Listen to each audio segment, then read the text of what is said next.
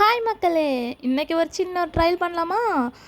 நம்ம செலிப்ரிட்டிஸ் எல்லாம் சொல்லிட்டு இருப்பாங்க, அம்மா இப்படியெல்லாம் பண்ணால் செம்மையாக இருக்கணும், நம்ம கூட ட்ரை பண்ணலாம் சொல்லிட்டு நான் ஒரு மிக்ஸி எடுத்துகிட்டு ஒரு 1/4 கப்பு நம்ம நாட்டு சர்க்கரை போட்டு, அதே கப்பில் கோகோ பவுடரையும் சேர்த்து, அதே கப்பில் அன்சால்டட் பட்டரும் சேர்க்க போகிறேன். ஏன்னா என்கிட்ட அவ்வளோ அன்சால்டட் பட்டர் இல்லையா, அதனால கொஞ்சமாக இருந்ததை போட்டுட்டு எல்லாம் செம்ம கிரைண்ட் பண்ணிவிட்டு இந்த மாதிரி எடுத்துட்டேன். இப்போ நம்மக்கிட்ட இருக்க அந்த காஜு, பிஸ்தா, பாதம் குட்டி குட்டியாக நறுக்கி வச்சுட்டு அது எல்லாமே அதில் போட்டு செம்ம மிக்ஸ் பண்ணிட்டேன்.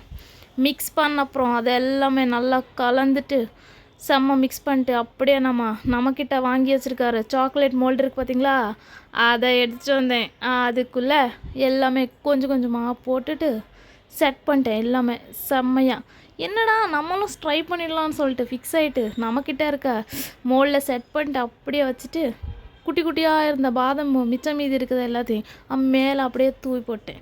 ஏன்னா நமக்கு செம்மையாக இருக்கும்ல. எங்கே பார்த்தீங்களா என் பையன் அவனே சாப்பிட்டுட்டான், எங்கே நம்ம டிஸ்டர்ப் பண்ணாத.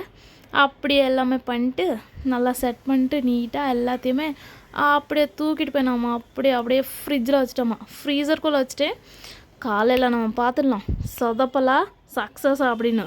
காலையில் பரபரம் ஆரம்பமாக போய் எடுத்து பார்த்துட்டேனா செம்மடா ஷாக்கு, நமக்கு சாக்லேட் வந்துச்சுடா, நம்ம சக்ஸஸ் பண்ணிட்டோம்டா அப்படின்னு ஒரு ஃபீலிங் எனக்கு.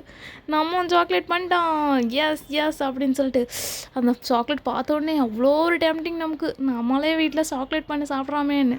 சாப்பிட்டு பார்த்தா செம்ம டேஸ்ட்டு மக்களே. நீங்களும் ட்ரை பண்ணி பாருங்க. தேங்க்ஸ் ஃபார் வாட்சிங்.